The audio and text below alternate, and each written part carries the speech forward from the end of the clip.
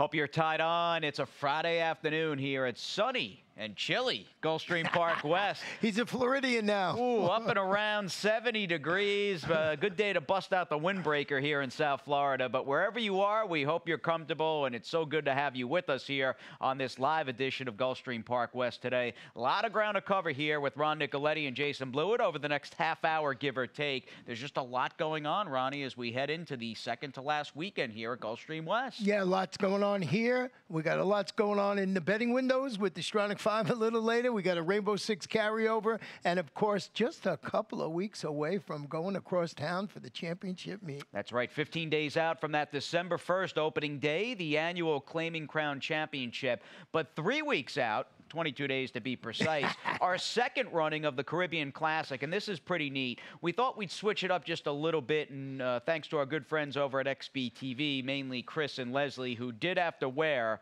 the biohazard suits in the quarantine barn over at Gulfstream Park. You're getting a look at what I'm calling the Big Bay K, who led the charge of two horses, and there's Toddy, the chestnut.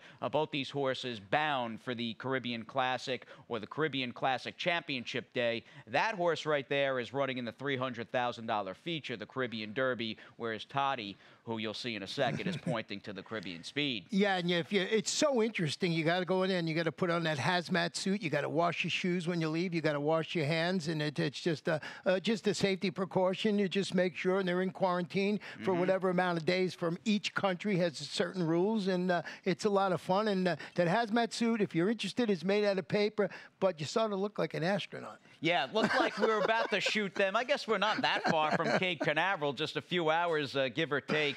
But, yeah, we'll have certainly on this broadcast, on our daily South Florida racing feed at GP and GPW, we'll have a lot with the Caribbean Classic horses as we get closer to the big day on Saturday, December 8th. Now, as far as the rundown as to what's on tap, we've only got one carryover we'll touch upon in just a few moments. It all begins in about an hour with the opening high five and the early pick five on a fast and firm day number 34. That one carryover, though, needless to say, my friend, is in the Rainbow Six. Yeah, $41,000 plus, so we're going to be well over $50,000, $60,000 for sure today, and you can have that for that 20-cent wager. And, of course, we end the day with our final pick five, and as we mentioned at the top, we also got the Stronach 5, which we'll be showing you our tickets in just a little while. Indeed, we will be. Now, as far as this card shaping out, we continue to see an influx of the snowbird trainers, guys like Jorge Navarro picked up his first win of the meet here yesterday with Delta Bluesman. Jane Sibeli's had a steady presence, and a few other top trainers.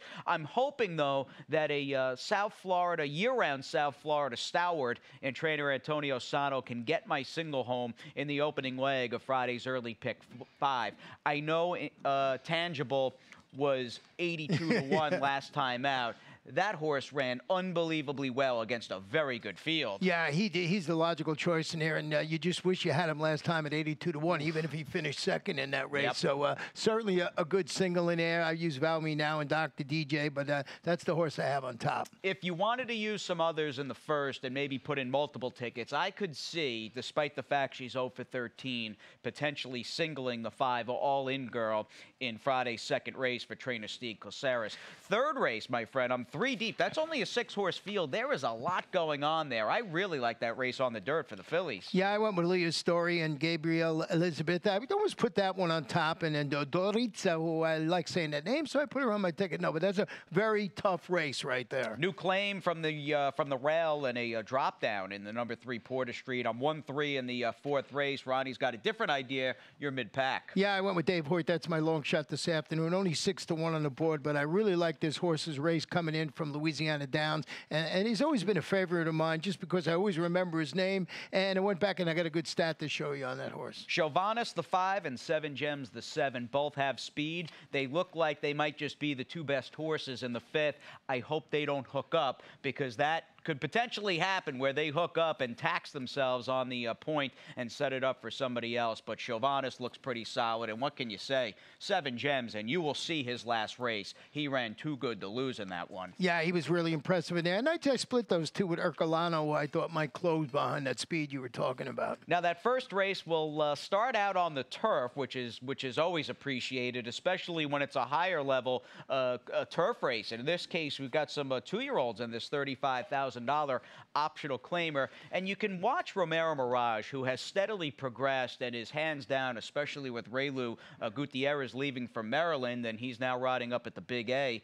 Romero is hands down the most talented apprentice rider in the state of Florida. He was able to save quite a bit of ground from a tough outside post, 10 to 12 with Tangible, and you'll see him after basically stalking inside and getting the best trip around the far turn. He'll angle this horse, what, 3 wide or so through the home stretch, and as the race progresses down towards the finish line, Tangible really starts to gain on the eventual winner in Royal Learn, who's got some talent from Michelle Nihei.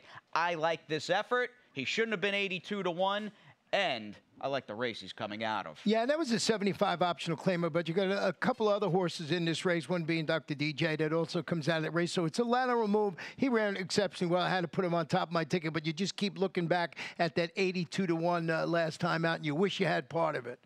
Yeah, absolutely. And let's not forget that Sterling Drive, who checked in 5th in that race, returned to win one of the Sunshine Millions preview stakes here last Saturday afternoon. That is a very live race that this horse is dropping out of. Vow Me Now, though, could be the main danger, at least in our eyes he is, as he pulled a perfect trip and beat Little, but destroyed the field in that turf race. Yeah, sorry, Justin. He's stepping up to face winners today, responded to that surface, which, boy, he was good. He was much the best, those 25 maidens. And like I said earlier, I closed it out with the 6, Dr. DJ, who comes out of that race with Tangible, was in the dead heat for 5th behind that horse. To the main we go. Race 2 on this Friday afternoon features a field of 7. We've got these filly and mare, 3 and up, $10,000 maiden claimers. 1 scratch of the 6, Journey East. And as I looked around, I just finally said, you know what, I know she's winless in 13, and she's been a beaten favorite more times than I can count, but in terms of speed figures and the fact that she brings her A game, even though she hasn't won yet on the turf and dirt, that's good enough with Zayas riding for me to go with the 5, all-in girl. Yeah, I put her in 2nd because I just couldn't get over that, that chalk burning status recently. Excuse me. I went with the 8, Rachel Smokin',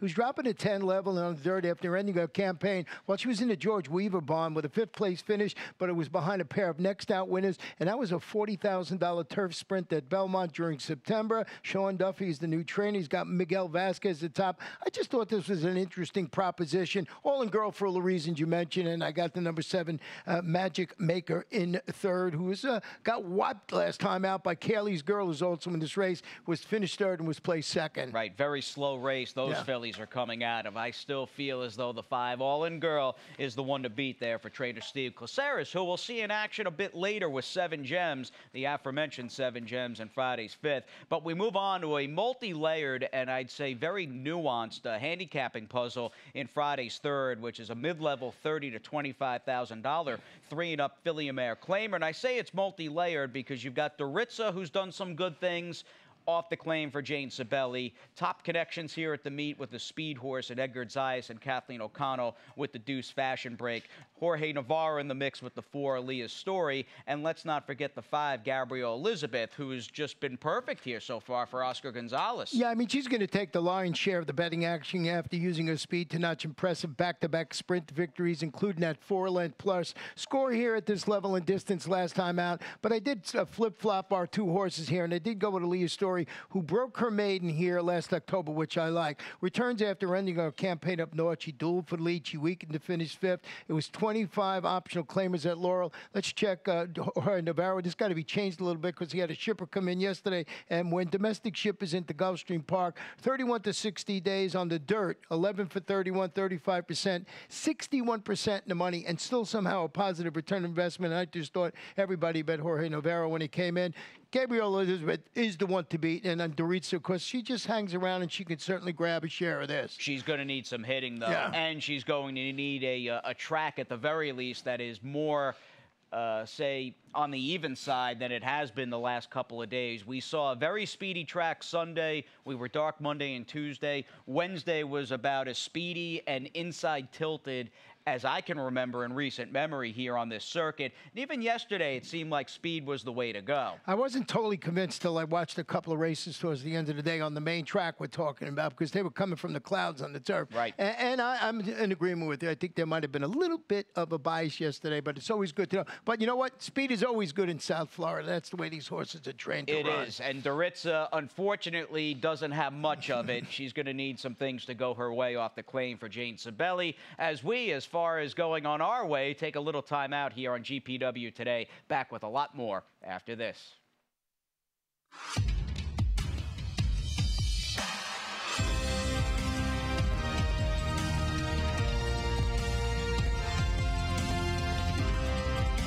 Whether you're at home or at the track, have a stake in the race when you bet with ExpressBet. Sign up for an ExpressBet online betting account and receive up to a $500 sign-up bonus. Second half of November, can you believe it, is upon us. And on Friday, November 16th, we've got another minimum of $50,000 up for grabs in the 12% takeout Stronach 5. 53 pre-scratch entries, and that number does not include also eligibles. A rundown of our all-star tickets. Some of the best and brightest minds here at the Stronach Group have put together this play, a $1 wager totaling $72. Race 8, Friday afternoon, November 16th at Laurel Park begins the sequence. And as always, happy handicapping and best of luck. Hardy, welcome back to this live edition of Gulfstream West Today. And we're obviously in action, although, and again, we say it half jokingly, the temperature, the mercury has dipped down from where it was the last couple of weeks here. I mentioned the weather, though, because we're happy to report Laurel Park, which had their card canceled yesterday because of snow, they are indeed running, my friend. It's 45 degrees and sunny up there in Maryland City. And here's a rundown, because that's got to be mentioned. 2 races from Laurel Park in the mix this afternoon, including, my friend, leg number A at 3:55. That's the 8th at Laurel Park. Yeah, that's a tough way to start it, but a fun way to start it also. So I went 3 deep. I'll be showing my ticket in a while, and there's my ticket right there. I went with the 5, 6, and 10, and that's Wait for Doc, Beyond the Victory, and Suman. I thought those were the logical 3. I was trying to see if they had Tomlinson for snow the day before, but they didn't. The second leg today I used here at Gulfstream Park West, just 2 horses, Bull Gratz and Accountant Q. And back, in leg 3, I went back with the 3 and the 8. But in race number 4, which is leg D here at Gulfstream Park, it's our 9th race. This one, I added a horse because we had a big scratch in there, Secret of Life in there. So I went 3 deep with Nowers Bridge,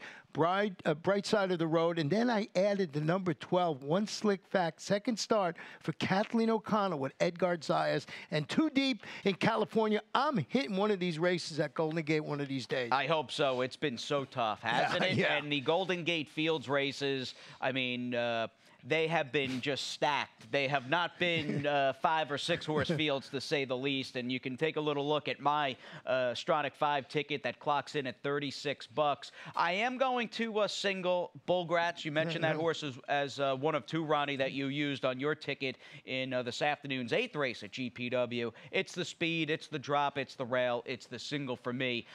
The moral of the story, though, is, and I would imagine anybody who's playing is going to get the changes, you got to note not only is Secret of Life scratched out of the 9th race today, that is leg number D, you've got, of course, the number 12, One Slick Fact. You got to note that horse has drawn into the race, because he improves or she improves second time out, they might all be running for second money. Yeah, and it's Kathleen. She does an excellent job. So, yeah, the big scratch in there. So make sure you check your scratches after you get those free PPs at GulfstreamPark.com. All right, 12% takeout. We are coming off a Friday just 7 days ago that the Stronach 5 paid almost $18,000 for just a $1 bet. Now, the Rainbow Six, meanwhile, has picked up steadily over the last couple of cards. In fact, we have eclipsed $40,000 in the kitty, and I'm wondering if you've got any singles potentially looming today. No, the answer is no. No, I thought I might single Grand Malbec, but I did not do it in there. Coming off the laugh, going for 6 in a row or something. A lot of speed in there. Yeah, I know.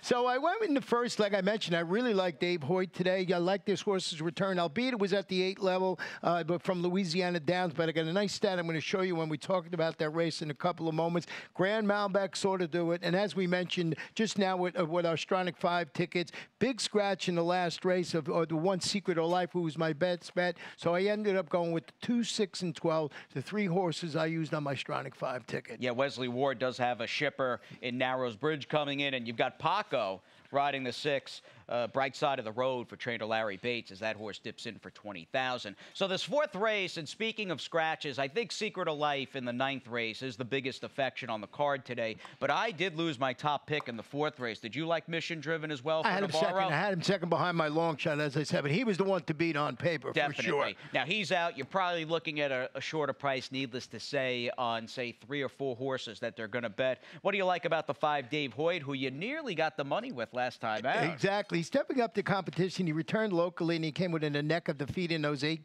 open claimers, going a mile in the 16th on the turf. But let's show you stat on trainer Angel Rodriguez. Second start after a layoff, claimers on the turf. He's 6 for 25. That's 24%. He's in the money 40% of the time with a positive return of investment. And I almost won with this one last time, and I just like that performance. I've liked this horse. Porter Street in second. You got this horse. I'm sure you scratched into Porter Street. And I've got some mojo, too, for Natalie Fox. Who's a good fit, consistent for Peter Walder. We've liked the job that Natalie's done so far with the few horses that she has started. Got some mojos, got the rail, makes a lot of sense. And in the case of the 3 Porter Street, you've got a plotter. That's what I don't really love about him, per se. It's his running style, and he needs a lot to go his way. But there's no denying this is a pretty significant dip in class, right? Yeah, and, but he's, like you said, and he must have been glad when he didn't see Give 2 UK Cats in the body of the field. Who's got the speed and has wired him in the last couple. Well said there, Ronnie. Let's move on to the 5th. We'll start the late pick 5. This is the best dirt race on the card, and my ticket, in fact, sees me, playing around with a couple of horses that both have speed in this opening leg. And I am all in today. It's the Stronach 5, the late pick 5, the Rainbow 6. Bullgrat's the 1 in race 8. He better win. I got everything. I got the whole house riding on him today, Ronnie. Well, you got trainer Terry Pompey, so she's been going on fire, so good single for you. And 6 and 12 in the last race are 2 of the logical. I also added the 2, but I think you got a good ticket.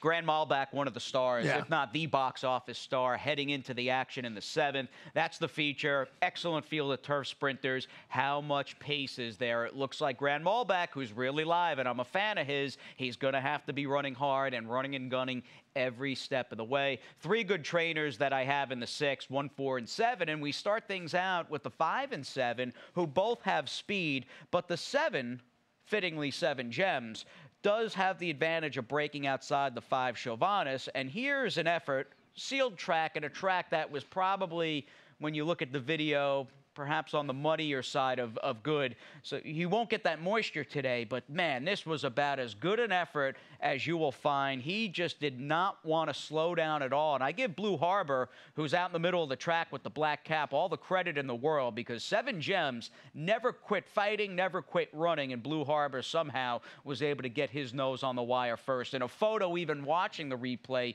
weeks later, I had a tough time calling here as they were up and down under the finish line. Yeah, that was a tough finish. We had so many of them here. But 7 Gems, what I like about this horse, highlighted its versatility when he followed that open length victory on the Penn National Turf, and he comes back and you saw him run on a good track. So what's next? See if he can do it on the fastest surface today. You mentioned Shivani's got a speed. I split those 2 with the number 3, Icolano, stretching out to a mile after returning from a layoff to finish that 4-wide third versus this level of competition going 7/8. So let's show you stat on Victor Barboza Jr. Second start after the layoff with horses going from a sprint to a route on the dirt. He's 4 for 10, 40%. He's in the money 60% of the time and a positive return of investment. So he's the one that I thought with this horse would sit behind the speed of 7 Gens and maybe Shivani's, who's going to tussle with these 16 optional claimers today. Like the stat, like the field that Ercolano faced last time. Bel Tapissieri and the Scotsman are okay, and he came back off the layoff at a pretty demanding 7/8.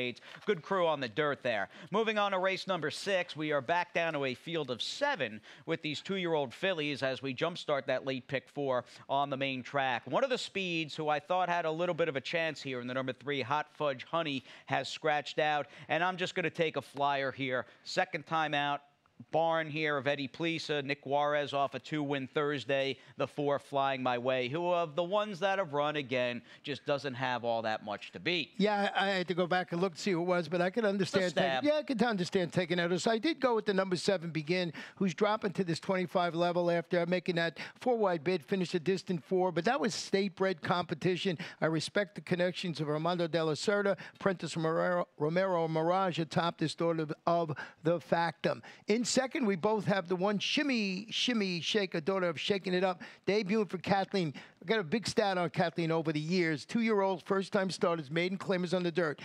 17 for 71. She's 24%, 45% in the money. That is amazing with almost a $3 return investment. With 71 2-year-olds, first-time starters, and maiden claim records. That's pretty darn good. And I think if memory serves, World of Trouble plays part in that status. One of her 17 wins over the last 5 years before that horse was sold, obviously, to Mike Dubb and transferred to Jason Service. But an excellent barn. Edgar Zayas rides. And again, you get a sense that if she can run it all first time out, she's going to have a big say at crunch time in the 6th. On to the 7th. This is our spotlight race. It doesn't play part in the Stronach 5, but it is a standalone event on this 34th day of racing this meet at GPW. Solid field of turf sprinters. And this is a field that, even though some horses in here have accomplished quite a bit, none of them, like Grand Malbec, are looking for 6 consecutive wins. Here's his last start back on September 13th. I know this horse has been reined off the turf a couple of different times this meet at GPW for Victor Barboza, but when he was last in action, he was going up in class. First race ever not running for a claiming tag, and he drilled a decent field that afternoon, basically just ripping the rug out from underneath everybody with that big early speed. For me, though, the question becomes, stepping up in class yet again, and he is going to most likely encounter, Ronnie, I mean, some horses in here that are really fast. I look at the 5 Teak. Teak's going to hook him from the get-go, right? Yeah, I mean, Grant Samuel's a good pick. He makes his first start. He posted 3 consecutive victories on the Gulfstream turf. His ability to win from off the pace is going to turn out to be the key for him. But I'm Cardinal, who's the number 1 horse, and you didn't use on your ticket, is no slouch in the win department. This gelding is going for his 4th consecutive score, includes a comeback victory here on this course last time out. Georgina Baxter, Paco Lopez going for 2 in a row. This is a great race because you don't know what's going to happen when the gate opens. Who's going to lead? Who's going to sit? Becomes a jockey's race. And as far as that jockey's race, that's why I picked Grand Salmon here, who the way it turns out, I think trader Steve Caceres, 3rd time I'm picking Stevie K and Lillian on top this afternoon with their closer. Green Mansions, who you had a good call with last time out, is another off-the-pace threat. How fast do they go? Can Grand Malbec perhaps right outside of the very speedy 5-horse Teak? We'll get the answers in a very good 7th race. Let's move it ahead to the 8th. We're on the main track as we come up on this $35,000 to $25,000 maiden claiming race at 5.5 furlongs. I've mentioned Bullgratz. What can you say? Drop, speed, little to beat. This horse looks really good. I was going to defer to you because this is your whole day. He's absolutely the one. He's listed as a gelding now. He's dropping to the 35 level. He sprinted against maiden special weight competition before the layup. Includes that well-meant 2nd. He chased and fade. That was in April, the last time we saw him, but he finished 3rd behind a horse called Sided, who came back to run 3rd in the carryback states. Terry Pompey just having a great summer. The sophomore training sharply for the return, and that's Terry's MO. She likes to work him quick in the morning. So Bullgratz absolutely the one to beat now. But I did use a count and cue and just busting on the rest of the tickets. Sounds good, my friend. If Bullgratz runs, I think he's going to win. Question might be, does he run up to snuff here off a layoff that dates back towards the end of April? We'll find out, but a good spot.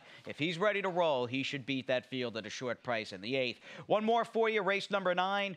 Do keep in mind, races 8 and 9 play part in today's Stronach 5, and we end the day with, again, I think to be fair, the biggest affection on the card and the 1, Secret of Life. But with that in mind, just note the 11 and 12, as of now, have drawn in. They are running this afternoon, and that 12 horse is now my top pick in One Slick Fact, who you had talked about and ran pretty well first out. Yeah, and that was exactly why I put that one on the Stronach 5 ticket and my Rainbow 6 ticket. But I did use Narrows Bridge, who you alluded to. This one comes in in off that maiden race at Ellis Park on August 17th. It's Wesley Ward, 81-day layoff. He's pretty solid, about 19%. He's got journeyman Eduardo Nunez in the saddle today. I thought that was 6, 2, and 12 were the logical ones. All right, sounds good. So 9 races ahead of us on this second to last Friday of the autumn here at Gulfstream West. Ronnie and I will be back with you all day from our clubhouse studios, but we've got to turn it on over to track announcer Jason Beam, who's been doing a good job the last couple of days. And